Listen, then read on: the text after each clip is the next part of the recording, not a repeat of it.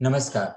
આપણું આંગણું બ્લોગ વતી સર્વ કાવ્ય રસિકોનું હાર્દિક સ્વાગત કરું છું. અમારા મેન્ટર માતૃતુલ્ય જયશ્રીબેન મર્ચન્ટની પરિકલ્પનામાં આ બ્લોગનું સંપાદન કાર્ય કરતા અમારી ટીમ ખરેખર ખૂબ જ આનંદ અનુભવે છે. બ્લોગનો ઉદ્દેશ છે સારું વાંચન, સારું સાહિત્ય લોકો સુધી લઈ જવું. આ બ્લોગમાં આપને શૂન્ય પાલનપુરીનો અવાજ સાંભળવા મળશે. બેફામ સાહેબ રમેશ પારેખનો અવાજ પણ સાંભળવા મળશે. બહુ જ ચુનંદા ઓફબીટ કહી શકાય, ઓછા સંભળાતા કહી શકાય એવા સ્વરાંકનો પુરુષોત્તમ ઉપાધ્યાય, દક્ષેશ ધ્રુવ, આલાપ દેસાઈ, સુરેશ જોશી, રિષભ મહેતા વગેરે સ્વરકારોના અહીં ઉપલબ્ધ છે. અનેક નાટ્ય કલાકારો વાચિકમમાં અમારી સાથે જોડાઈ રહ્યા છે. અને એ ઉપરાંત અમારો ઉદ્દેશ છે કે સમયાંતરે થોડાક થીમ બેઝ કાર્યક્રમો કરવા. આજનો કાર્યક્રમ પણ બહુ જ વિશિષ્ટ છે અને આજનો કાર્યક્રમ અમે સમર્પિત કરીએ છીએ સ્વર્ગસ્થ શ્રી વિનુ મર્ચન્ટની સ્મૃતિને. અને આ કાર્યક્રમ કોણ રજૂ કરવાનું છે? આ શેરના સર્જક. કોઈ જાણીતો શ્વાસ લાગે છે, કોઈ જાણીતો શ્વાસ લાગે છે, એ અહીં આસપાસ લાગે છે. એ આસપાસની આપણી સાથે અને આપણી સામે સાક્ષાત ઉપસ્થિત થવાના છે આપણા લોક લાડીલા શાયર જનાબ શ્રી શોભિત દેસાઈ. અને કાર્યક્રમનું શીર્ષક બહુ જ સરસ એમણે આપ્યું છે, રૂમી ઓર ગાલિબ કાહે અંદાઝે બયાં ઓર. શોભિતભાઈનું સરસ મજાનું વક્તવ્ય પતશે પછી જયશ્રીબેન આભાર દર્શન કરશે અને પોતાનું મનોગત વ્યક્ત કરશે. શોભિતભાઈને એમના જ એક શેરથી આ મહેફિલનો આગાઝ કરવા માટે આમંત્રણ આપું છું. ક્યાં અસ્તિત્વ છે મુફલીસીનો પથારો. આ અસ્તિત્વ છે મુફલીસીનો પથારો. પધારો ને જીવનનો વૈભવ વધારો. આવો શોભિતભાઈ, અમારા જીવનનો કાવ્ય વૈભવ વધારવા માટે તમને ભાવપૂર્વક અને ભારપૂર્વક આમંત્રણ છે. જનાબ શ્રી શોભિત દેસાઈ.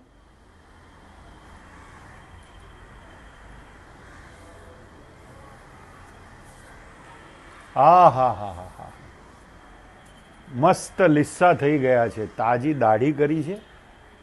આ બધું એટલા માટે કરવું પડ્યું છે કે આપણું આંગણુંમાં જવાનું છે આજે.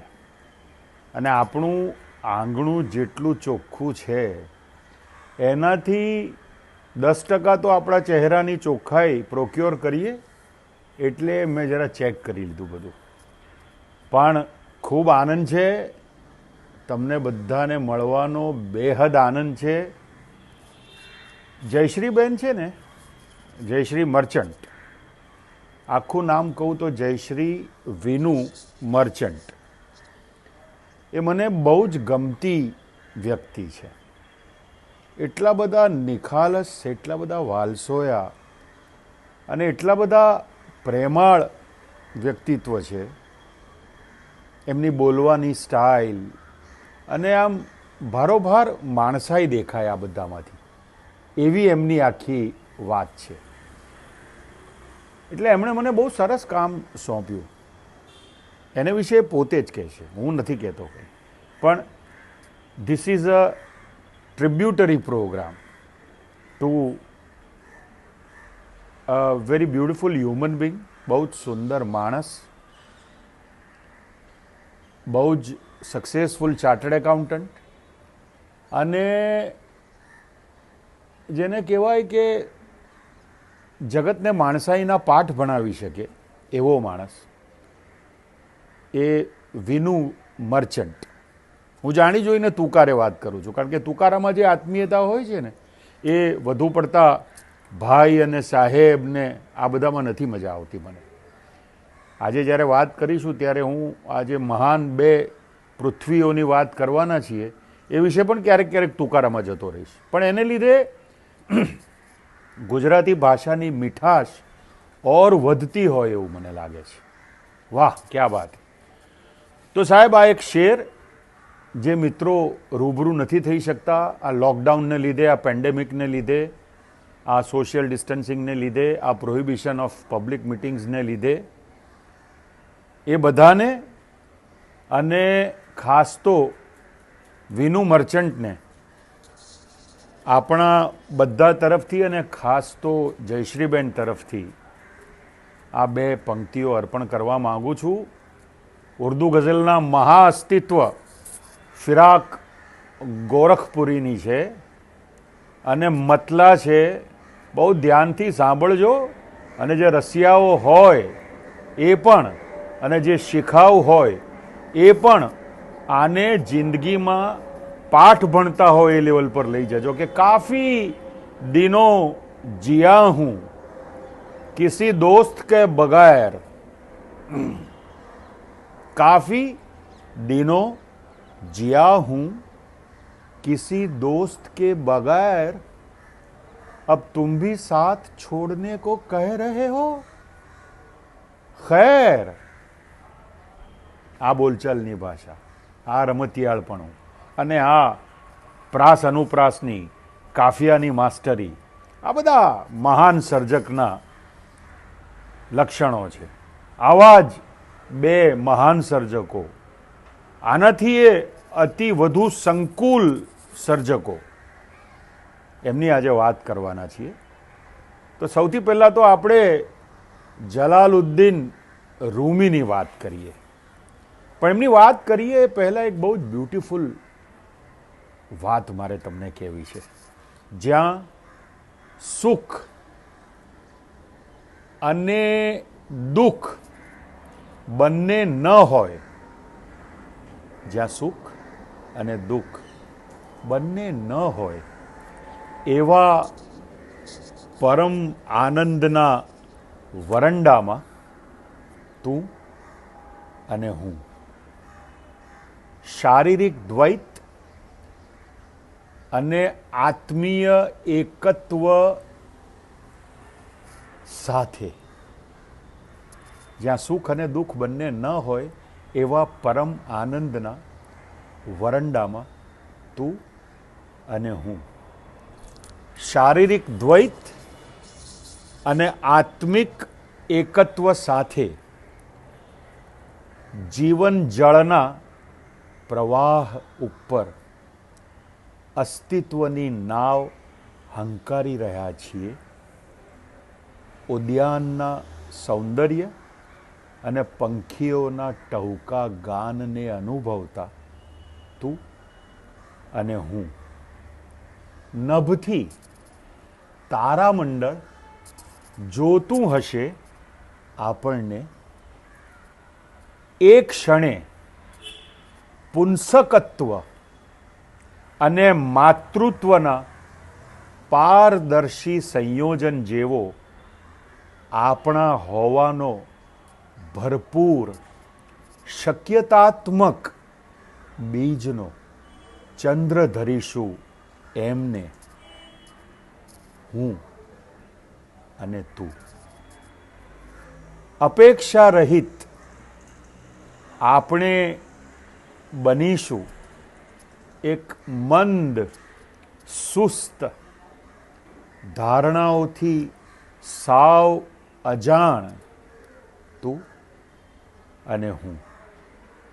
સ્વર્ગના પોપટ સાકરના ગાંગડાના ચાંચથી ચૂરે ચૂરા કરતા હશે જ્યારે આપણે હસીશું સાથે તું અને હું.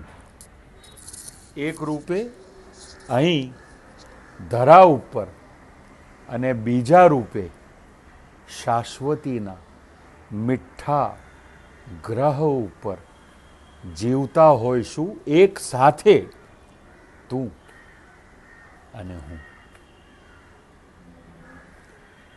વસંત ખડક ઉપર ઉદ્યાન કઈ રીતે ઉગાડી શકે? વસંત ખડક ઉપર ઉદ્યાન કઈ રીતે ઉગાડી શકે? બનો એવી ધરા કે તમે જાત જાતના ભાત ભાતના રંગોના પુષ્પો ખીલવી શકો. કેમ જીવો છો આમ હૃદયના સંહારક પથ્થર ખડકનો ટુકડો બનીને? એક વખત, અરે ભાઈ એક વખત ફક્ત પ્રયોગ ખાતર બની જાઓ ધરા.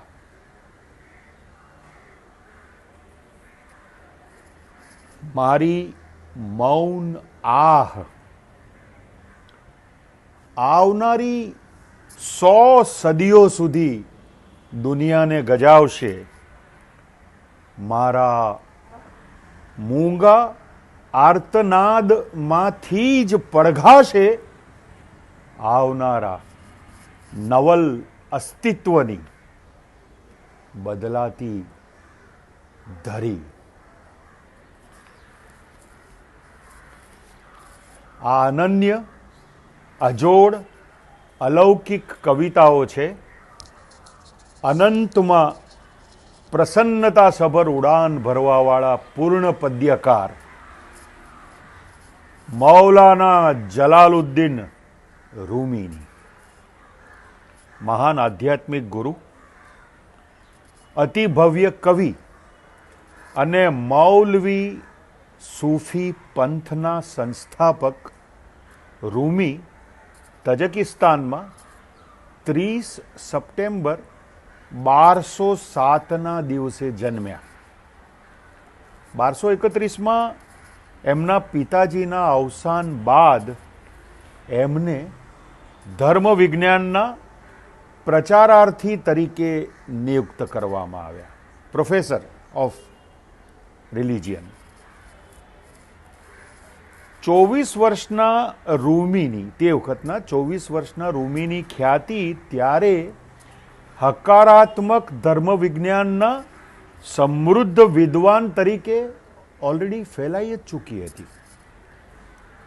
નાની વયે એમના અવતારિક રહસ્ય દર્શન, પરમાત્મા સાથેના અદ્વૈત તરફ વળવામાં એમના ગુરુ શમ્સ તબરેઝ કારણરૂપ બન્યા. રૂમીનો તબરેઝ તરફનો પ્રેમપૂર્ણ આદરભાવ અને તબરેઝના મૃત્યુનો આઘાત રૂમીને સંગીત, નર્તન અને કાવ્ય તરફ લઈ ગયા. એમનું ગુરુ અર્પણ અને ગુરુ તર્પણ કામ છે મસનવી. એ 6 પુસ્તકોમાં વિસ્તાર પામ્યું છે. 27,000 શેર એમાં સામેલ છે. કેટલા? 27,000. અને પર્શિયન કુરાન તરીકે એને ગણવામાં આવે છે, પર્શિયન કુરાન. શૂન્ય પાલનપુરી એમણે આ પર્શિયન કુરાનને દિમાગમાં રાખીને મારા હિસાબે મોહબ્બતનો, પ્રેમનો 2 મિસાલ શેર જગતને આપ્યો છે કે દૈવી પુસ્તક કોણ ન ચૂમે, દૈવી પુસ્તક કોણ ન ચૂમે, લાવ રૂપાળા મુખને આમ. આ દૈવી પુસ્તક કોણ ન ચૂમે, લાવ રૂપાળા મુખને આમ. મેં કોઈ શૂન્યભાઈને પૂછેલું કે શૂન્યભાઈ, આટલો અદ્ભુત શેર માનવ સૃષ્ટિનો તમે કેવી રીતે સિદ્ધ કરી શક્યા? મને કે એ કેટલી રૂપાળી હતી ખબર છે તને? રૂમીના મસનવી જેવું પુસ્તક હતું એ. આ ખાનગી વાત છે. રૂમીના અસંખ્ય કલાકો સીધા અથવા અર્થઘટન દ્વારા પુસ્તકના રૂપે યુટ્યુબ ઉપર મોજૂદ જ છે. મારે તો જે અત્તરની જગતભરમાં માત્ર એક જ શીશી ઉપલબ્ધ છે, એનું ઢાંકણું બૂચ ખોલીને આપણું આંગણુંના દર્શકો, પ્રેક્ષકો, શ્રોતાઓ, વાંછુઓના નાક સુધી લઈ જવાની છે. એટલો જ સમય છે આજના 1.25 કલાકમાંથી રૂમી માટે મારી પાસે. પણ હું એ ઓછો નથી. આટલા ટૂંકા ગાળામાં મહાસાગર રૂમીમાં તમને ડૂબકીનો લાભ ન આપું તો મારું નામ શોભિત હોય જ કઈ રીતે શકે? ચાલો લઈ જાઉં તમને મહાસાગર રૂમીમાં. જેવી મેં પહેલીવાર પ્રેમની વાત સાંભળી, મેં આપને શોધવા શરૂ કરી દીધા. એ વિચાર્યા વગર કે આ કેવું અતાર્કિક અજબ છે. એવું નથી જ કે પ્રેમીઓ અંતે નથી મળતા. અમુક હિન્દી પિક્ચરોમાં એવું હોય છે કે બહુ જ ઉત્કટ પ્રેમીઓ છેવટે ન મળે. શિરી ફરહાદ ને બધાની, લૈલા મજનૂની એ બધાના કિસ્સા જોઈએ એના સંદર્ભમાં આ પંક્તિઓ છે કે એવું નથી જ કે પ્રેમીઓ અંતે નથી મળતા, એ તો હંમેશા એકબીજામાં સમાયેલા જ હોય છે. નહીં જયશ્રીબેન? બરોબર છે ને? વિનુ ક્યાં ગયા જ છે? બિલકુલ હાજર છે. બરાબર છે? એક જ લાઈનની નાનકડી કવિતા છે, પણ એક એક અક્ષર એક એક ધર્મગ્રંથની કક્ષાનો છે. ખાસ ધ્યાનથી સાંભળજો દોસ્તો. શોધો જરૂર, શોધો જરૂર, પણ પાણી નહીં, પ્યાસ. એક બહુ સરસ શેર યાદ આવે છે. પ્યાસ પહોંચાડીશ સીમા પર ચરમ તો મેળવીશ. તારી પ્યાસ જે ક્ષણે તું ચરમ સીમાએ પહોંચાડીશ ને ત્યારે તને મળશે. પ્યાસ પહોંચાડીશ સીમા પર ચરમ તો મેળવીશ. અરે ભીતરે તારી સરોવર તો સદા મોજૂદ છે. દુઃખી ન થાઓ. Greatest consolation ever offered in my life. દુઃખી ન થાઓ. જે પણ તમે ગુમાવ્યું છે એ પાછું તમારી પાસે આવી જ જશે, કોઈ અન્ય સ્વરૂપમાં. અમારા ભાઈ, my cousin brother, he met with an accident in Chicago and he and wife expired on 2nd January 1975. હવે ખરેખર કુળદીપક. હવે એનો ગમ કેટલો આખા ફેમિલીમાં, ખાસ કરીને મારા કાકાને અને એમના સમગ્ર પરિવારને. પણ એના બરોબર 5 મહિનામાં મારા બીજા કઝિનને ત્યાં એક દીકરો આવ્યો, કુણાલ. અને કુણાલના આવતાની સાથે એટલું બધું વાતાવરણ સમથળ અને એટલું બધું ઉલ્લાસભર્યું થઈ ગયું કે બધાને એમ જ લાગ્યું કે આ સૌરભ કુણાલ બનીને આવ્યો છે. એટલા માટે આગળ દુઃખી ન થાઓ. જે પણ તમે ગુમાવ્યું છે એ પાછું તમારી પાસે આવી જ જશે, કોઈ બીજા સ્વરૂપે. પરમ સાથેનું અદ્વૈત કડવાને મીઠું બનાવે છે. Your connectivity with the sublime, with the super power. પરમ સાથેનું અદ્વૈત કડવાને મીઠું બનાવે છે, તાંબાને સોનું, મેલ મદ્યમાં રૂપાંતરિત કરે છે અને દર્દ દવા બને છે. ફરિશ્તા અને શૈતાન બંને પોતે જ સારી અને ખરાબ ઈચ્છાઓ આપણા મનમાં મૂકે છે કે જેથી પસંદગીનો અવકાશ રહે. સૂર્યકિરણ દિવાલ પર પડે અને ચમકે છે દિવાલ. સૂર્યકિરણ દિવાલ પર પડે અને ચમકે છે દિવાલ, પણ એ ચમક એની પોતાની તો નથી જ. એ જ પ્રમાણે દુનિયાની દરેક વસ્તુની પોતાની કોઈ ખૂબી છે જ નહીં. તમે શોધો ચમકનો મૂળ સ્રોત, જે પોતાની રોશનીથી ચમકે છે. પ્રેમ અને જ્ઞાનની શોધમાં દુઃખ કરુણાનો બગીચો બની શકે. તમારો ઉત્તમ સહપ્રવાસી સાથી બની શકે જો તમે ખુલ્લા હૃદયથી જીવતા હો તો. કરું છું કોશિશ ઘણીવાર પ્રેમને સમજાવવાની. પ્રેમ છે એને સમજાવવાની હું ઘણી વખત કોશિશ કરું છું.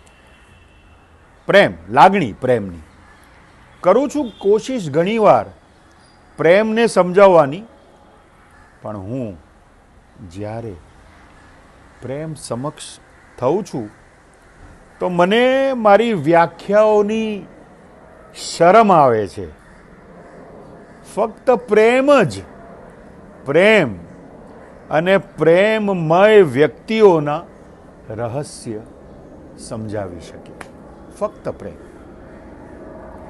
ચારે તરફ અનરાધાર સૌંદર્ય વિખરાયેલું પડ્યું છે. ભીતરમાં બગીચો ઉગાડીએ. રાજેન્દ્રનો શેર છે ને કે ખલકત નથી જ ખાલી, ભરપૂરતા ભરી છે શરત સાવ સીધી, નિરખો સભર થઈને. મારી એક ખાસ વાત છે, તમને વિનંતી છે કે આ કવિતા ખાસ સાંભળજો. તમારી નિરાશા અને ઉદાસી તમારી નિર્લજ્જતા અને ઈશ્વરની મહત્તાનો ઇનકાર કરવાથી છે. જે જોઈ શકે છે એને માટે ઈશ્વરે જગત સુંદર, સારું અને મનહર જ સર્જ્યું છે. તમે જુઓ સાહેબ, નાકમાંથી લીટા લબડતા હોય, આંખમાંથી આંસુના અઘરાળા પડી ગયા હોય, એવા કોઈ રસ્તા ઉપરના 2-3 વર્ષના બાળકને ધ્રુસકે ધ્રુસકે રડતો હોય ને તમે એક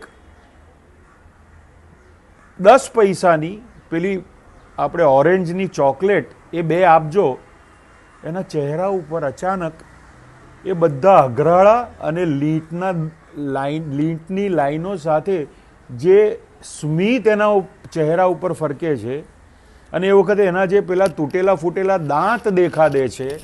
આ હા હા હા હા હા યાર, કઈ કમાલનું સૌંદર્ય છે.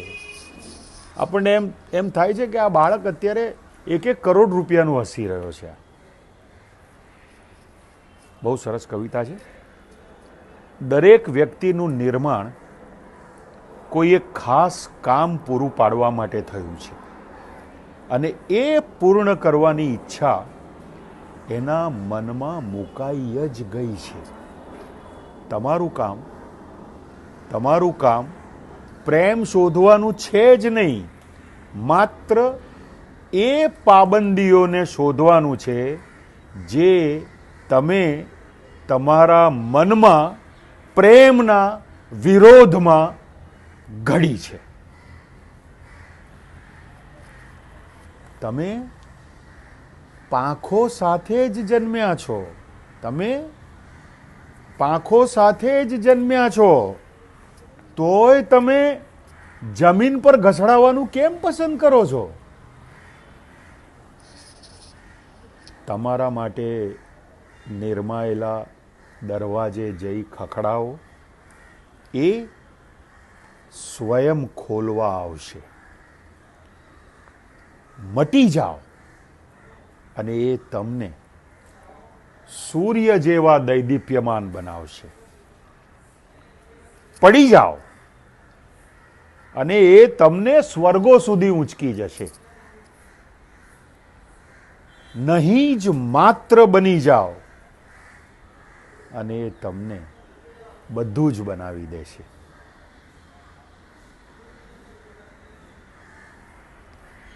ત્વમ ત્વમ અને પરમ વચ્ચે પડદો છે તો ફક્ત અહંકારનો. તું જેને શોધવાનો દાવો કરે છે ને એ તને ક્યારનો શોધી રહ્યો છે. કબીરની એક બહુ અદ્ભુત કવિતા મને યાદ આવે છે. મારા હિસાબે કબીર સાહેબની આ સર્વશ્રેષ્ઠ કવિતા છે. મસ્જિદ ભીતર મુલ્લા પુકારે, ક્યા સાહબ તેરા બહેરા હૈ.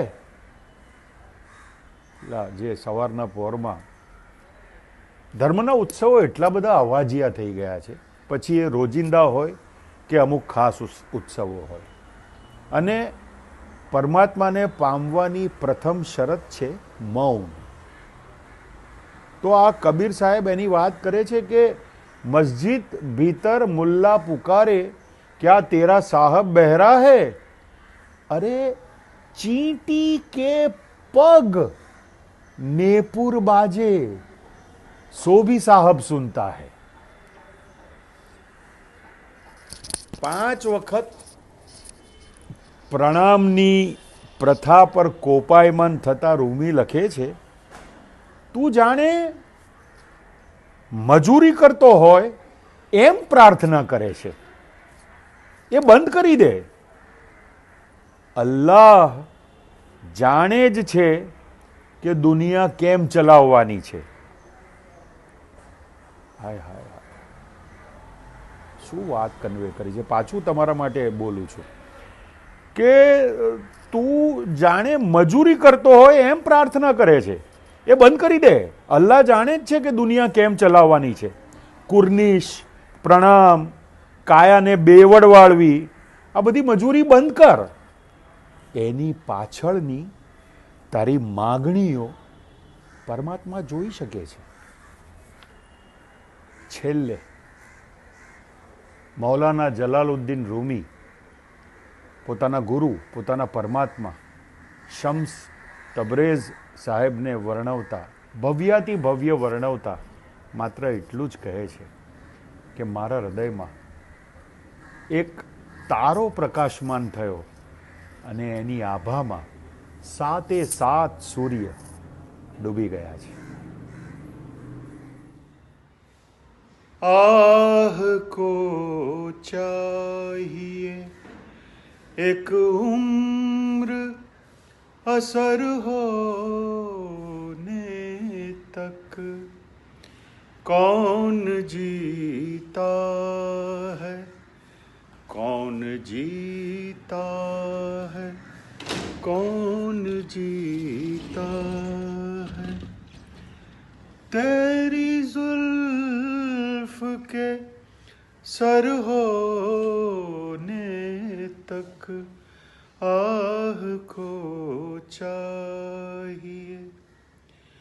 आशिकी सब्र तलब और तमन्ना बेताब. आशिकी सब्र तलब और तमन्ना बेताब. दिल का क्या रंग करूं, खूने जिगर होने तक आह को चाहिए. एक उम्र असर होने तक हमने माना के तगाफुल न करोगे, लेकिन खाक हो जाएंगे हम तुमको खबर होने तक आह को चाहिए गम हस्ती का असद के से हो जुज मर्ग इलाज शम्म हर रंग में जलती है सहर होने तक आह को चाहिए आह को चाहिए आह को चाहिए.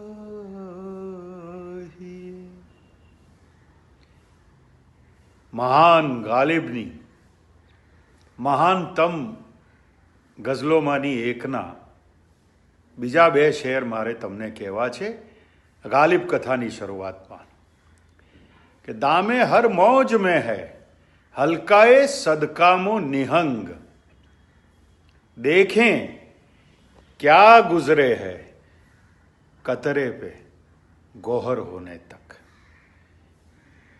મોજાઓની જાળમાં હજારો મગરમચ્છો જડબા ખોલીને તૈયાર ઊભા હોય એવું લાગે છે. જોઈએ વાદળથી નીકળેલું પાણીનું ટીપું મોતી બને એ પહેલાં એના ઉપર શું શું વીતે છે તે. અને પરતવે ખૂર સે હૈ શબનમ કો ફના કી તાલીમ परतवे खूर से है शबनम को फना की तालीम मैं भी हूँ एक इनायत की नज़र होने तक. સૂરજના પહેલા કિરણથી ઝાકળના ટીપાએ નષ્ટ થઈ જવાનું એવી એને તાલીમ આપવામાં આવી છે. જોઈએ હું પણ માત્ર તમારી એક પ્રસન્નતાભરી દ્રષ્ટિ મારા ઉપર પડે ત્યાં સુધી જ અસ્તિત્વ ધરાવું છું. જેવી તમે મને એક પ્લેઝન્ટ લુક આપી હું મટી જવાનો છું. કારણ કે ઝાકળના ટીપાને તાલીમ આપવામાં આવી છે કે સૂરજના પહેલા કિરણથી એણે નષ્ટ થઈ જવાનું. આ ગાલિબ કથાની હવે આપણે શરૂઆત કરીએ છીએ. હૈ ઓર ભી દુનિયા મેં સુખનવર बहुत अच्छे कहते हैं कि गालिब का है अंदाज़ बयान अंदाज़ बयान अंदाज़ बयान. मिर्ज़ा असदुल्ला ખાં ગાલિબ એક એવું નામ જે યાદ આવતાની સાથે જ શુદ્ધ ગઝલના રસિયાઓને અથવા તો ગઝલના શુદ્ધ રસિયાઓને ઠાગા ઠૈયા ફૂટવા માંડે છે. એક એવું નામ જેની મહાનતા અને પવિત્રતા જગતની સર્વશ્રેષ્ઠ કલમોથી સહેજ પણ ઓછી નથી, કમ નથી, અપૂરતી નથી. કાલિદાસ, શેક્સપિયર, હોમર આ કેટલાક ઉદાહરણો મારા મનમાં અત્યારે રમે છે. આ બધાની સમકક્ષ એટલે ગાલિબ. ગાલિબ ગઝલમાં એવા છે જેઓ પહાડોમાં હિમાલય. પહાડો તો બીજા કેટલા બધા છે જગતમાં. તમે આમ જુઓ તો માઉન્ટન્સ કેટલા બધા છે, પણ હિમાલયની તોલે આવે એવો કોઈ છે પહાડ? હિમાલય હિમાલય છે. ગાલિબ ગઝલમાં હિમાલય જેવા છે. હિમાલયની તુલના કરવી હોય આપણે તો કોની સાથે થઈ શકે? એકમાત્ર હિમાલય સાથે જ થઈ શકે હિમાલયની તુલના. એમ કહી શકાય કે હિમાલય બિલકુલ અદ્દલો અદ્દલ હિમાલય જેવો લાગે છે. ગાલિબને માટે પણ એવું જ કહી શકાય કે ગાલિબ અદ્દલો અદ્દલ એકલા અટુલા ગાલિબ જેવા છે. ગઝલની પૂરી તવારીખમાં, ગઝલના પૂરા ઇતિહાસમાં આટલું મહિમાપૂર્ણ નામ બીજું કોઈ નથી. અને એટલા બધા સ્વભાવે ઇગોસેન્ટ્રિક ગાલિબ એ જાણતા હતા કે એ આજકાલના શાયર નથી પણ શાશ્વતીના શાયર છે, ઇમોર્ટાલિટીના પોએટ છે. અને એટલા માટે એ વખતે જે પ્રકારની ગઝલો લખાતી હતી એના સંદર્ભમાં પોતે જે લખતા હતા, જે અન્યોને બિલકુલ સ્વીકાર્ય નહોતું, કારણ કે એમને સમજ જ નહોતી પડતી. એના માટે એ લખે છે કે હૈ ઓર ભી દુનિયા મેં સુખનવર બહોત અચ્છે. એ પહેલાં એનો એક બીજો શેર કહી દઉં કે ગાલિબ वो न समझे हैं न समझेंगे मेरी बात. એ લોકો નથી સમજવાના કે નથી સમજ્યા મારી વાત. ગાલિબ वो न समझेंगे न समझेंगे मेरी बात, दे और दिल उनको जो न दे मुझको जुबां और. તો એમને કોઈક બીજું દિલ આપ, જરાક થોડીક એમની રિફાઇન્ડ સેન્સ બનાવો. મારાથી મારી જાતને ચેન્જ નહીં કરી શકાય. દે और दिल उनको जो न दे मुझको जुबां और है और भी दुनिया में. गालिબે આ ગઝલમાં 2 મક્તા લખ્યા છે. है और भी दुनिया में सुखनवर बहुत अच्छे. सुखनवर गजलवाला, कवितावाला, शायरों. है और भी दुनिया में सुखनवर बहुत अच्छे. कहते हैं कि गालिब का है अंदाजे बयां और. અને છતાં એમ કહે છે કે ગાલિબ ગાલિબ છે, એની તોલે કોઈ ના આવે. આવું એ પોતે પોતા માટે કહે છે. અને કેટલું સાચું પડે છે. કવિ આર્ષદ્રષ્ટા છે, એનો આ જીવતો જાગતો બોલતો પુરાવો છે.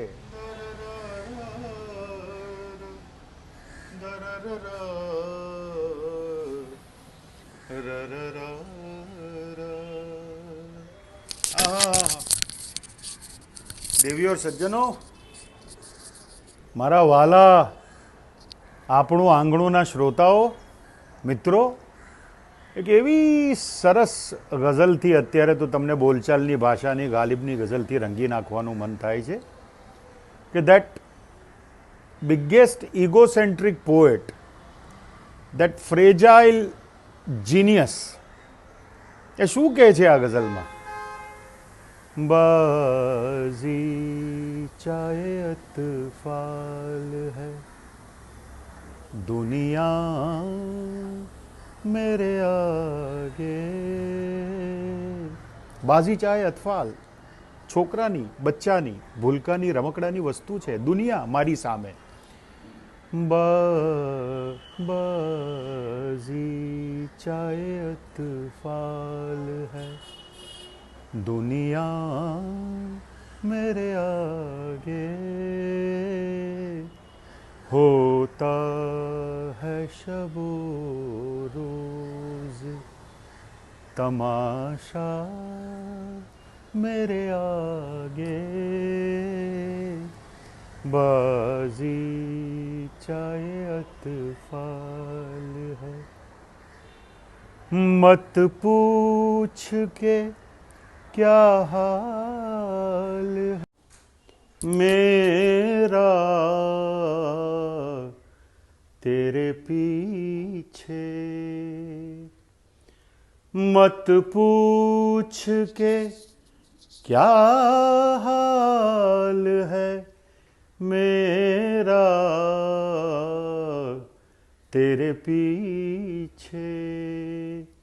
ये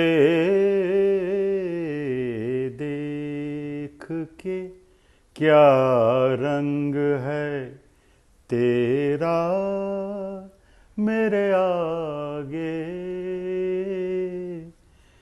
बाजी चाहे अतफाल है, दुनिया मेरे आगे,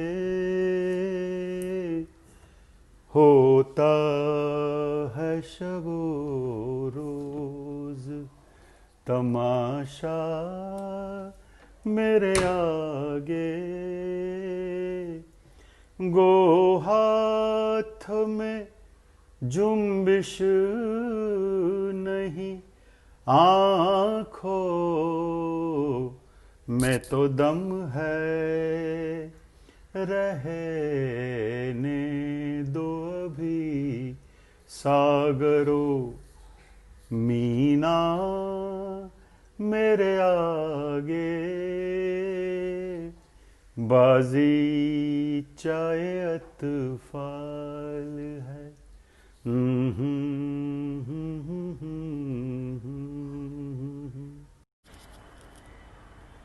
એટલે જ મેં તમને કહ્યું એ પ્રમાણે ગઝલની પૂરી તવારીખમાં, પૂરા ઇતિહાસમાં આટલું મહિમાપૂર્ણ નામ બીજું છે જ નહીં.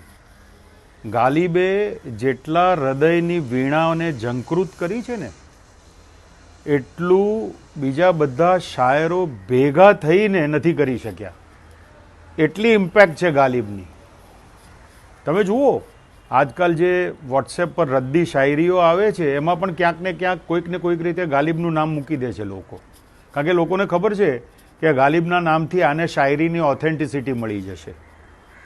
કેટલાક તો એવા બૌદ્ધિકો છે મારા સારા મિત્રો,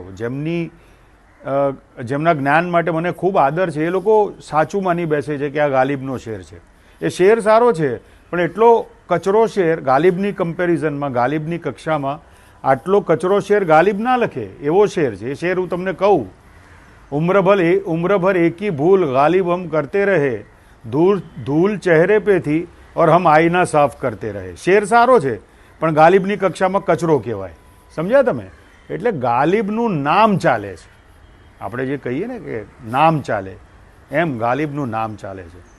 તો સાહેબ, અત્યારે તો મને તમને એક એવી ગઝલ કહેવાનું મન થાય છે જેમાં પહેલા શેરમાં ગાલિબે એવી વાત કરી છે કે તમે ખાનગીમાં મારી સાથે એટલી બધી ઘનિષ્ઠતા દેખાડો છો, પરંતુ બહાર હું જરાક તમારી નજીક ફરકું કે જરાક કોઈક રીતે મારો તમારા તરફનો પ્રેમ આદરભાવ દેખાડવાની કોશિશ કરું તો તમે મારી તરફ એવી ઘૃણાભરી દ્રષ્ટિથી જુઓ છો. તો આ શું છે? What is this? હે? બીજા શેરમાં ગાલિબ બાદશાહો એમ કહે છે કે અમે જે રક્તમાંથી વહે છે એને લોહીનો દરજ્જો આપવા તૈયાર જ નથી. અમે રક્તનો દરજ્જો એને જ આપવા માટે તૈયાર છીએ, એ પ્રવાહીને જ આપવા માટે તૈયાર છીએ જે અમારી આંખમાંથી વહે છે. બોલો સાહેબ. અને જો શરીર બળી ગયું તો દિલ પણ બળી ગયું હશે. હિન્દુઇઝમ પર ગાલિબ સાહેબ શેર લખે છે કે કાયા પતી ગઈ પછી હિન્દુ દફન વિધિ પ્રમાણે જો એને બાળવામાં આવે તો શરીરની સાથે દિલ પર બળી ગયું હશે, દિલ પણ બળી ગયું હશે. તો તમે હવે રાખ જે અત્યારે ફંફોસી રહ્યા છો, તો તમારી શું ઈચ્છા છે? કઈ ઈચ્છાથી તમે રાખ ફંફોસી રહ્યા છો? ગયું એ માણસ, એ જણ પણ ગયું, એ કાયા પણ બળી ગઈ અને દિલ પણ બળી ગયું. અને છેલ્લા શેરમાં તો એમણે હદ કરી નાખી છે. એ પહેલાં એ શેર તમારી સમક્ષ આખી ગઝલ રજૂ કરું ને પછી છેલ્લો શેર તમારી સમક્ષ ખોલું.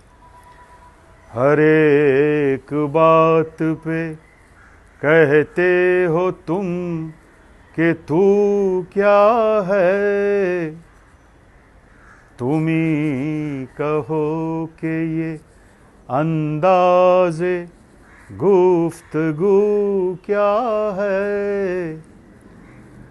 रगों में दौड़ते फिरने के हम नहीं कायल, रगों में दौड़ते फिरने के हम नहीं कायल, जब आँख ही से न टपका तो फिर लहू क्या है। जला है जिस्म जहां दिल भी जल गया होगा। कुरेदते हो जो अब राख जुस्तजू क्या है। हर एक बात पे। અને સાહેબ શેર જુઓ, चिपक रहा है लहू से बदन को पैराहन। हमारी जेब को अब हाजते रफू क्या है। बना है शय का मुसाहिब फिरे है इतराता। वगरचे शहर में गालिब की आबरू क्या है। हर एक बात पे, हर एक बात पे, हर एक बात पे। આ ગાલિબ છે સાહેબ. પેલો શેર જોયો તમે? चिपक रहा है लहू से बदन को पैराहन। हमारी जेब को अब हाजते रफू क्या है। ખિસ્સામાં કંઈ બચ્યું જ નથી, હવે ખાલી ખિસ્સું છે. અને એટલા માટે જે અમારી નિર્ધરતાને લીધે અમારી કાયામાંથી જે લોહી દદડી રહ્યું છે એણે અમારું પહેરણ ઝાલ્યું છે. અને આ અમારું ખિસ્સું પણ એમાં શહીદ થઈ ગયું છે. કારણ કે કપાયેલું ખિસ્સું છે, કાણું ખિસ્સું છે, પણ હવે એને રફુની કોઈ જરૂર નથી. કારણ કે તંગદસ્તી, અમેરિકન સ્લેંગમાં કહું તો બેન્કરપ્સી, ધ બેન્કરપ્ટેડ પોકેટ્સ, એને હવે રફુની જરૂર નથી. चिपक रहा है लहू से बदन को पैराहन। हमारी जेब को अब हाजते रफू क्या है। बना है शह का मुसाहिब फिरे है इतराता। બાદશાહનો રાજ્યાશ્રિત કવિ ઝોક. કવિતા થોડી ઓછી, સાધારણ કવિ, પણ રાજ્યાશ્રિત રાજ્ય કવિ હતા. અને ઝોકે ગાલિબને જિંદગીભર નીચા રાખવામાં, નીચા પાડવામાં કોઈ કસર નથી છોડી. ઝોક અને એમના ચમચાઓએ ખૂબ બધા ચમચા રાખતા હતા ઝોક, કારણ કે રાજ્યાશ્રિત હતા. તો એ પસાર થાય છે અને ગાલિબ એમના દોસ્ત સાથે હુક્કો પીતા હોય છે, દોસ્તો સાથે. એટલે ગાલિબ એમના મોઢામાંથી એક મિસરો કાઢે છે કે બના હે શહેકા મુસાહિબ ફિરે હે ઇતરાતા. બાદશાહનો ચમચો બન્યો છે તો અક્કડ ચાલે છે. એટલે ઝોક આ સાંભળે છે અને એને તો કોઈ કારણની શોધ જ હોય છે. બાદશાહ ઝફરની પાછળ, બાદશાહ ઝફરની સામે ગાલિબને નીચો પાડવાની. તો જઈને વાત કરે છે કે તમારા રાજ્યાશ્રિત કવિનું આવું અપમાન ગાલિબ કરે છે. એટલે તમારા રાજ્યાશ્રિત કવિનું અપમાન એટલે તમારું અપમાન કહેવાય. ઝફર તરત જ ગાલિબને બોલાવે છે અને કહે છે કે તે આવી વાત કરી. ઝોક પસાર થતા હતા તો કે ના સાહેબ, એમણે પૂરું સાંભળ્યું નથી, એમાં હું શું કરું. મેં એમ કહ્યું કે બના હે શહ કા મુસાહિબ ફિરે હે ઇતરાતા વગર જે શહેર મેં ગાલિબ કી આબરૂ ક્યા હૈ. બાદશાહનો ચમચો બન્યો તો અક્કડ ચાલે છે, બાકી શહેરમાં ગાલિબની આબરૂ શું છે. અને બીજી પંક્તિ છે ને એમણે ત્યાંને ત્યાં બનાવેલી. જે ઝફરે ઝોકને નીચો પાડવાના ઇલ્ઝામ બદલ ગાલિબને બોલાવ્યા પોતાની સામે, ત્યાં ગાલિબે આ બીજો મિસરો રચીને ઝોકને એકચ્યુઅલી નીચા પાડ્યા. આ ગાલિબ હતા. બના હે શહેર કા મુસાહિબ ફિરે હે ઇતરાતા વગરચે શહેર મેં ગાલિબ કી આબરૂ ક્યા હૈ. ગાલિબની એક અમર ગઝલ તમારી સમક્ષ રજૂ કરવાની ઈચ્છા થઈ રહી છે. कब से हूँ क्या बताऊँ जहाने खराब में शब हाय हिजर को भी रखूं गर हिसाब में, ता फिर न इंतजार में नींद आए उम्र भर, ता फिर न इंतजार में नींद आए उम्र भर, आने का अहद कहे गए आए जो ख्वाब में, मुझ तक कब उनकी बज़्म में आता था दौरे जाम, साखी ने कुछ मिला न दिया हो शराब में, गालिब छुटी शराब पर अब भी कभी कभी पीता हूँ रोज़ो अब्रो शबे माहताब में, कब से हूँ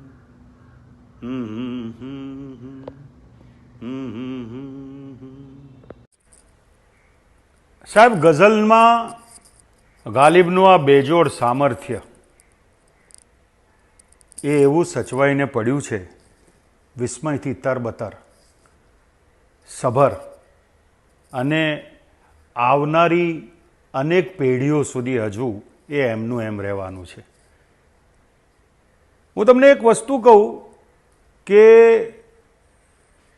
ગીત કેટલા ટકશે અને એનું ક્યારે મરણ નિપજશે એ મને ખબર નથી. અછાંદસ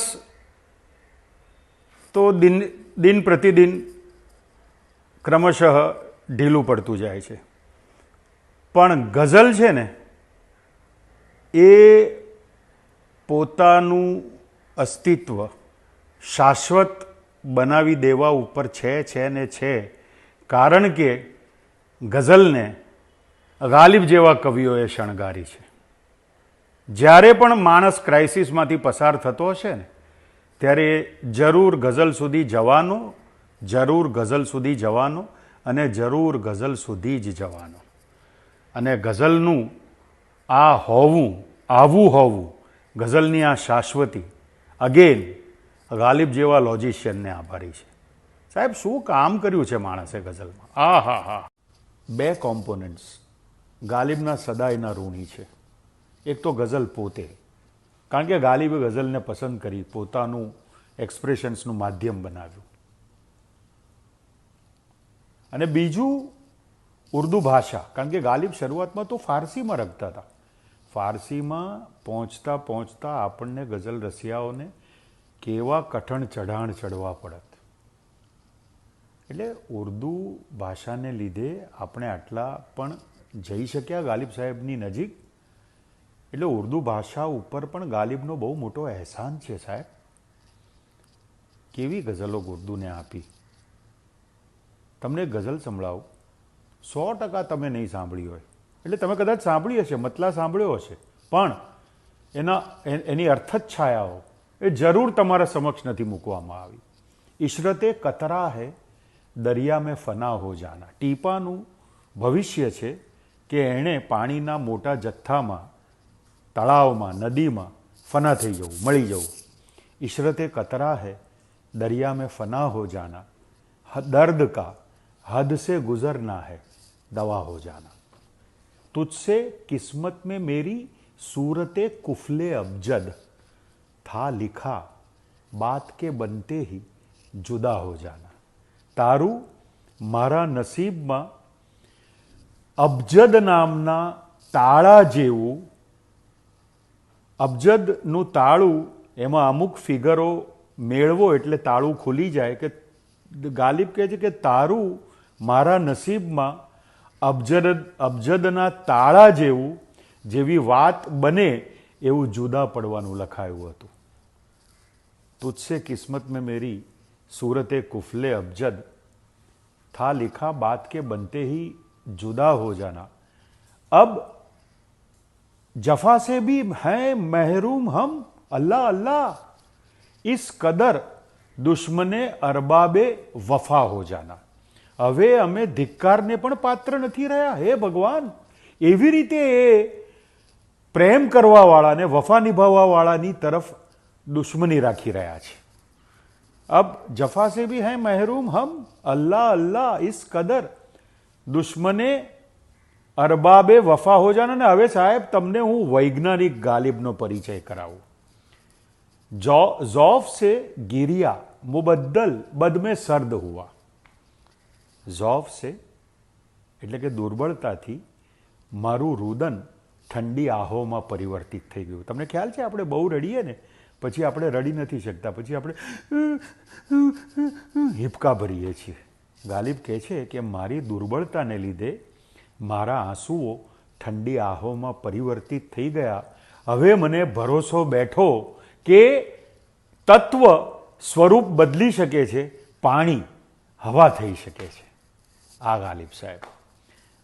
और बख्शे हैं जलवाए गुल ज़ौक़े तमाशा गालिब चश्म को चाहिए हर रंग में वाह हो जाना.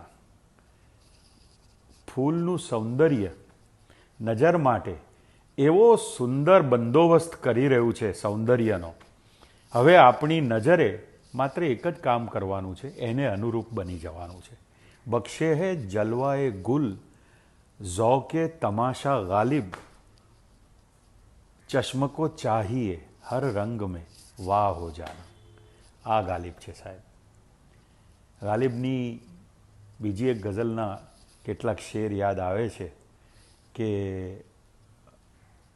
મારી ઈચ્છાઓ એટલી બધી છે અને એટલી બધી ઈચ્છાઓ હોવા છતાં દરેક ઈચ્છાઓ એવી ઉત્કટ છે મારી કે મારા દરેક અરમાન, મારી દરેક લાગણી, મારી દરેક સંકળાશો એ દરેક ઈચ્છાઓ સાથે વ્યક્ત થાય છે તો પણ મને થાય છે કે હું કશું જ વ્યક્ત નથી કરી શકતો. આ પહેલા શેરનો મતલબ છે. બીજા શેરનો મતલબ છે કે સ્વર્ગથી આદમનું નીકળવું અમે સાંભળતા જ આવ્યા છીએ. જેવી રીતે એને સ્વર્ગમાંથી કાઢી મૂકવામાં આવ્યો હતો એ અમને ખબર જ છે, પરંતુ તારી ગલીમાંથી તારા મકાનની સામે બેઠા બેઠા અમે જે અનિમેષ તાકી રહ્યા હતા તારા મકાનને, અને તારા દરવાનોએ આવીને અમારી તારા મકાનની આજુબાજુમાંથી અને તારી ગલીમાંથી હકાલપટ્ટી કરી, એ તો આદમની હકાલપટ્ટી કરતાં પણ વધારે બદસૂરત હતું. અને મોહબ્બતમાં જીવવા ઉપર અને મરવા ઉપર લગભગ એકત્વ આવી જાય છે. એ જ મૂર્તિને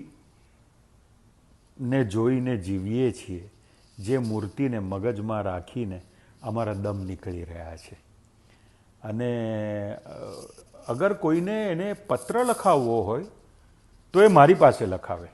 હવે અમારે સંબંધ નથી રહ્યા, પણ એને મારા અક્ષરો બહુ પસંદ છે અને મારી પાસે એના સુધી પહોંચવા માટે હવે એક જ રસ્તો બચ્યો છે કે હું મારા હસ્તાક્ષરો એને પહોંચાડું. એટલે હું રોજ સવારે પેલા એ જમાનામાં જે લૈયાઓ કામ કરતા હતા, અક્ષર જ્ઞાન લોકોને નહોતું, એટલે પત્ર લખવા માટે લૈયાઓ ફરતા હતા શેરીઓમાં અને એ લોકો પત્રો લખતા હતા. તો હું હવે લૈયો બનીને શેરીમાં ઘૂમી રહ્યો છું કે કોઈએ એને પત્ર લખાવો છે, મારી પ્રિયતમાને પત્ર લખાવો છે, તો મારી સેવાઓ હું આપી રહ્યો છું, હું ઉપલબ્ધ છું, તમે મારો ઉપયોગ કરો કે જેથી મારા અક્ષરો થકી હું એની પાસે પહોંચી શકું. અને ક્યાં મયખાનાનો દરવાજો ગાલિબ અને ક્યાં ધર્મગુરુ, છતાં કાલે કંઈક કૌતુક થઈ ગયું. એ જતો તો અને અમે નીકળ્યા. હજારોं ख्वाहिशें ऐसी की हर ख्वाहिश पे दम निकले बहुत निकले मेरे अरमान लेकिन फिर भी कम निकले निकलना खुल्द से आदम का सुनते आए हैं लेकिन बड़े बेआबरू होकर तेरे कूचे से हम निकले मोहब्बत में नहीं है फर्क जीने और मरने का उसी को देख कर जीते हैं जिसका फिर पे दम निकले अगर लिखवाए कोई उसको खत तो हमसे लिखवाए सुबह होते ही हम तो कान पर रख कर कलम निकले कहाँ दरवाजा गालिब मैं कदा का और कहाँ वाइज पर इतना जानते हैं कल वो जाता था कि हम निकले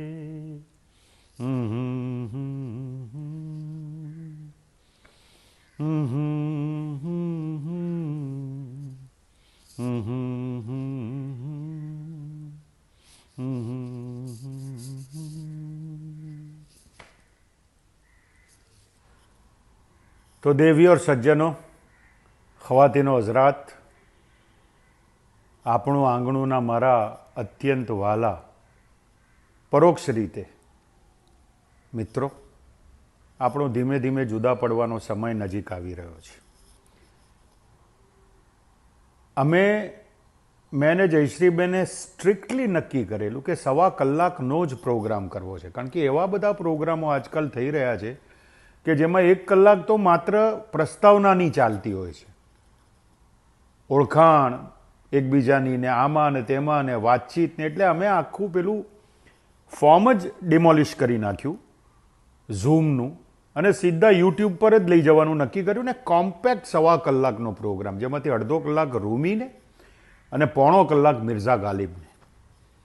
અને એ અમારે અક્ષરશઃ પાળવો તો છે પણ 2-3 મિનિટ આમ તેમ થઈ જાય તો અમને માફ કરજો. પણ આ તો હિમશિલાના દેખાતા 1 ભાગની 1 ક્લિપ છે ગાલિબની. ગાલિબ તો હજુ કેટલો વિશદ કવિ છે, રૂમી સાહેબ પણ કેટલા વિશદ અસ્તિત્વ. પણ આ તો એક જેને કહેવાય ને કે ટ્રેલર. તો સાહેબ અત્યારે જો હું તમારા દિલથી થઈને દિમાગ સુધી ગાલિબ સાહેબની વાત રજૂ કરવામાં પાર ઉતર્યો હોઉં તો મને ગાલિબ સાહેબનો એક શેર અર્પણ કરીને અંજલિ આપવી છે કે થી ખબર ગર્મ કે ગાલિબ કે ઉડેંગે પુરઝે, ફૂરચા ઉડી જશે એવી ગરમ ખબર તો હતી. થી ખબર ગર્મ કે ગાલિબ કે ઉડેંગે પુરઝે देखने हम भी गए थे पर तमाशा न हुआ. ગાલિબની હ્યુમર વિશે પણ એટલી બધી વાત થઈ શકે, એટલી ટ્રેમેન્ડસ સેન્સ ઓફ હ્યુમર હતી. ગાલિબને એક વખત ઘરે જુગારખાનું ચલાવવાના ઇલ્ઝામ બદલ પકડવામાં આવ્યા. ચાંદની ચોકના બધા ઝવેરીઓ એમને ત્યાં આવીને બપોરે જુગાર રમે અને ઘરમાં જુગારખાનું ચલાવતા હતા. તો ખબર પડી ગવર્મેન્ટને, એટલે પકડ્યા. તો કોર્ટમાં જ્યારે હાજર થવાના હતા ત્યારે જજ સાહેબે પૂછ્યું કે મિર્ઝા અસદુલ્લા ખાન ગાલિબ તુમ મુસલમાન હો? એટલે ગાલિબે કહ્યું કે આધા મુસલમાન. જજ સાહેબે પૂછ્યું કે આધા મુસલમાન વો कैसे? ગાલિબ કહે છે કે શરાબ પીતા હું મગર સુવર નહીં ખાતા. તમને તો ખ્યાલ હશે જ કે ઇસ્લામમાં શરાબ અને સુવરનું માંસ બંને ઉપર પાબંદી છે. એટલે કહે છે કે શરાબ પીવું છું એટલે અડધો મુસલમાન નથી, અને સુવરનું માંસ નથી ખાતો એટલે અડધો મુસલમાન છું. ગાલિબ એક વખત બહુ જ ખરાબ હાલતમાં ઓટલા ઉપર બેઠા છે, એમનો એક દોસ્ત નીકળે છે. એનું નામ પણ મને યાદ આવશે, હરગોવિંદ તફતા. બહુ મોટો આશિક. અને ગાલિબને બહુ જ ઉદાસ ચહેરે બેઠેલા જુએ છે. ગાલિબને પૂછે છે, ગાલિબ સાहब क्या हुआ? तो क्या बात मत कीजिए साहब, कहीं से भी कर्ज मिलने की कोई उम्मीद नहीं है और घर में एक फूटी कौड़ी नहीं है. शाम की शराब का कैसे बंदोबस्त होगा अभी तक पता नहीं है, इसी की चिंता में बैठा हूँ. એટલે તફતા સાહેબ કહે છે કે આજે તમે આટલી ખરાબ હાલતમાં છો તો જાઓ મસ્જિદમાં જઈને એક નમાઝ પઢી આવો, એની પાસે માંગી આવો. એટલે ગાલિબ કહે છે કે હું તો નાસ્તિક માણસ છું, હું કેવી રીતે મસ્જિદમાં જઈ શકું? એટલે તફતા કહે છે કે અરે જાઓ યાર, ચાલે બધું. આપણે જ્યારે આટલી ક્રાઇસિસમાં હોઈએ ને ત્યારે આ બધી વાત મગજમાં નહીં રાખવાની, એની પાસે પહોંચી જવાનું. ગાલિબ કહે છે કે આ એ વાત તારી સાચી છે. ગાલિબ સાહેબ મસ્જિદમાં જાય છે. મસ્જિદમાં જાય છે ને એ લોકોને નમાઝ પડતા પહેલાં હાથ ધોવા પડે, એને વજુ કરવાનું કહેવાય. એટલે ગાલિબ સાહેબ વજુ કરતા હોય છે, નળમાંથી પાણી નીચે હાથ રાખીને વજુ કરતા હોય છે. નળ એટલે પેલું પાણીનું એક વાસણ હોય છે, એમાંથી પાણી નાખીને વજુ કરતા હોય છે. કમ્પાઉન્ડમાં ઊભા ઊભા એ વખતે ત્યાંથી એમનો એક બીજો આશિક પસાર થાય છે કે ગાલિબ સાहब आप और मस्जिद में. तो कि यार इतना शोर मत कीजिए यार, ये मेरी मजबूरी है, मुझे आना पड़ा. तो कि क्या मजबूरी है? तो कि घर में एक फूटी कौड़ी नहीं है, कहीं से कर्ज मिलने का कोई आसरा नहीं है और आज शाम की शराब का बंदोबस्त की चिंता में मैं पड़ा हूँ. ને પેલો આશિક એના ગજવા ફંફોસીને ₹2.27 ગાલિબ સાહેબને આપે છે. તે વખતના ₹2.27 એટલે આજના હજારો રૂપિયા થઈ ગયા, લાખો રૂપિયા થઈ ગયા. ગાલિબને કહે છે કે આ ₹2.27 પકડો તમે, અત્યારે તો આટલા છે પણ હું ઘરે જઈને બીજા 8-10 રૂપિયાનો વધારે બંદોબસ્ત કરવાની કોશિશ કરું છું. ગાલિબ સાહેબ કહે છે કે बहुत बहुत शुक्रिया साहब, बड़ी ज़र्रा नवाजी है आपकी, बड़ा एहसान किया है आपने, मैं ये आपका कर्ज ज़िंदगी भर नहीं भूलूंगा. એમ કરીને કમ્પાઉન્ડમાંથી બહાર નીકળે છે. એટલે પેલો આશિક પૂછે છે કે નમાઝ નહીં પढ़ना है? तो कि आज तो वजू से ही काम हो गया, नमाज कभी और आके पढ़ेंगे. આ ગાલિબ હતા. ગાલિબની છેલ્લી વાત મારે તમને કરવાની છે. 27 ડિસેમ્બર 1797ના દિવસે ગાલિબ જન્મ્યા અને 15મી ફેબ્રુઆરી 1869ના દિવસે ગાલિબ વિદાય પામ્યા. આખાય સમયને કવિતાની ભાષામાં ગીતાની જો ટર્મિનોલોજી વાપરું તો આખાય સમયને કવિતાની ભાષામાં ન ભૂતો ન ભવિષ્યતી યોગ ગણવામાં આવે છે. ગાલિબને આખી દુનિયામાં બહુ જ બળકટ રીતે, બહુ જ સુંદર સુરીલી રીતે સૌથી વધારે પહોંચાડવામાં જે સફળ રહ્યા હોય તો એ જગજીત સિંહ છે. ગુલઝારની સિરિયલ મિર્ઝા ગાલિબ બહુ જ કમાલની સિરિયલ બનેલી અને એમાં જગજીત સિંઘે મારા હિસાબે એમની જિંદગીનું શ્રેષ્ઠ પ્રદાન ગાલિબની ગઝલોને આપી દીધું હતું. તો આ છેલ્લી ગઝલ મારે તમારી સમક્ષ રજૂ કરવી છે, જે જગજીત સિંઘની ટ્યુન કરેલી છે. ઓરિજિનલ તો જગજીત સિંઘે જ ગાયેલી.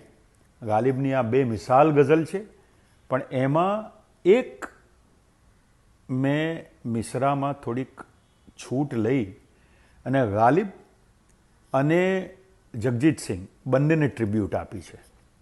એનાથી આપણે મારી વાત ખતમ કરીશું. તમારો આભાર માનવાનો હોય નહીં, તમે એટલા નજીકના છો. અને જયશ્રીબેનને તો મારે કંઈ કહેવાનું હોય જ નહીં, because she is what a fantastic inspiration for me to do this show. तो तवज्जो चाहूँगा साहब ये गज़ल की ओर से. गज़ल की ओर. न था कुछ तो खुदा था, कुछ न होता तो खुदा होता.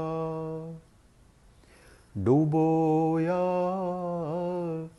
मुझको होने ने, न होता मैं तो क्या होता. हुआ जब गम से यूं बेहिस तो गम क्या सर के कटने का. જો દુઃખોથી જ ટેવાવાનું હોય તો એનું દુઃખ શું કે માથું રહ્યું કે ટક્યું.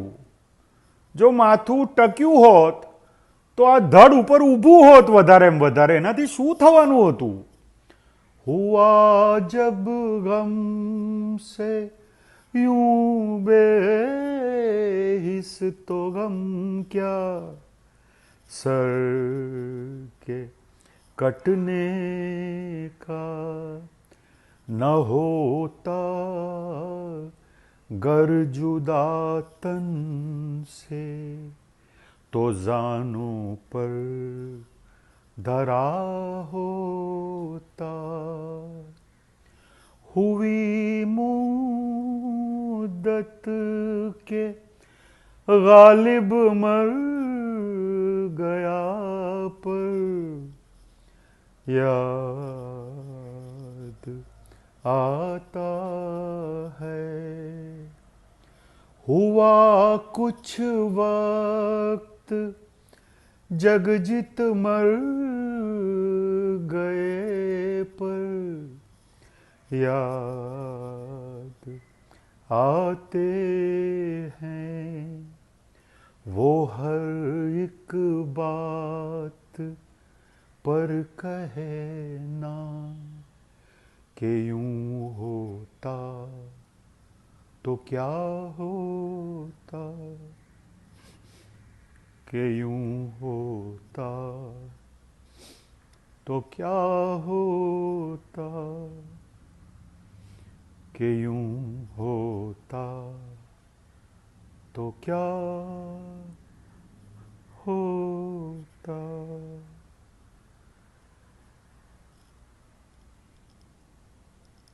નમસ્કાર, હું જયશ્રી વિનુ મર્ચન્ટ સર્વભાવક શ્રોતાઓને સ્નેહભર્યા વંદન કરું છું.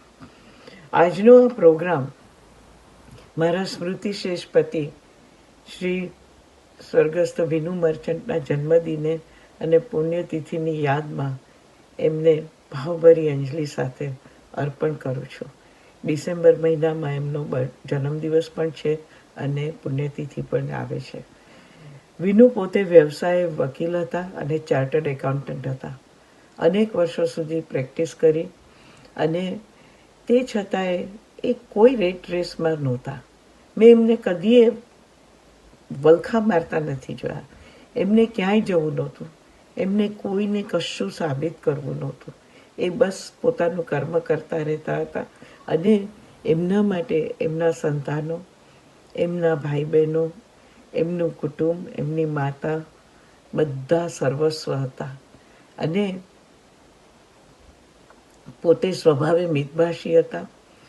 કાયમ માનતા અને કહેતા પણ ખરા, મને પણ કહેતા કે કમ ખા અને ગમ ખા.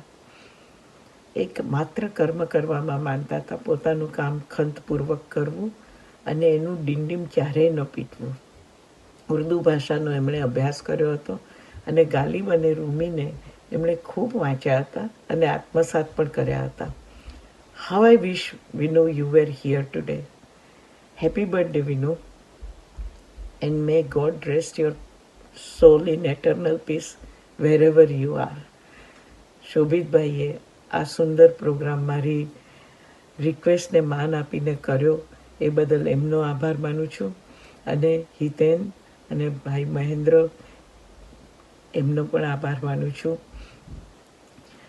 અને મારી ગઝલના 2 શેર એમને અર્પણ કરીને હું વિરમીશ. હરપળ આપ રહ્યા છો સંગાથે મારી, થેન્ક યુ. હરપળ આપ રહ્યા છો સંગાથે મારી, થેન્ક યુ. તો વાગોળીશું સંવાદ તમારી, થેન્ક યુ. મન તો મીઠું ને મગમગતું રહ્યા કરે છે, સ્મરણ આપનું જાણે ફૂલ પથારી, થેન્ક યુ. આજે એક ખાસ વ્યક્તિને યાદ ન કરું તો વિનુની યાદો સાથે મેં ઇન્સાફ કર્યો ન કહેવાય. અમારા ખૂબ વહાલા કવયત્રી પન્નાબેન નાયક, એમનો જન્મદિવસ પણ આવી રહ્યો છે. વિનુ અને પન્નાબેનની મૈત્રી ખૂબ સુંદર હતી અને ઇટ વોઝ બેઝડ ઓન કોઈને કોઈ પાસેથી કંઈ લેવું નહોતું, બસ માત્ર વાતો કરી અને એકબીજાની સાથે હૃદય હળવું કરતા હતા અથવા તો કનેક્ટેડ રહેતા હતા. વિનુ ઓછું બોલતા હતા, છતાં પણ પન્નાબેન સાથે એમને હંમેશા ખૂબ જ આત્મભાવ રહ્યો હતો, આત્મીયતા રહેતી. પન્નાબેન, આપને યાદ કરું છું અને વિનુ વતી આપને આગોતરા હેપી બર્થડે કહું છું. Thank you so much for Bing in our life four so many years. વર્ષોનો પણ કાઉન્ટ ખૂટી ગયો છે, પણ આપનો ભાવ મારા પર, અમારા કુટુંબ પર હંમેશા એવો ને એવો રહ્યો છે. આ બદલ હું આપની આભારી છું. મારા વિનુના અને છોકરાઓના વતી આપને આગોતરા જન્મદિવસની ખૂબ ખૂબ મુબારકબાદ. Thank you. નમસ્કાર. અને આપ સૌએ મને સાંભળી એ બદલ આપનો બધાનો ખૂબ ખૂબ આભાર.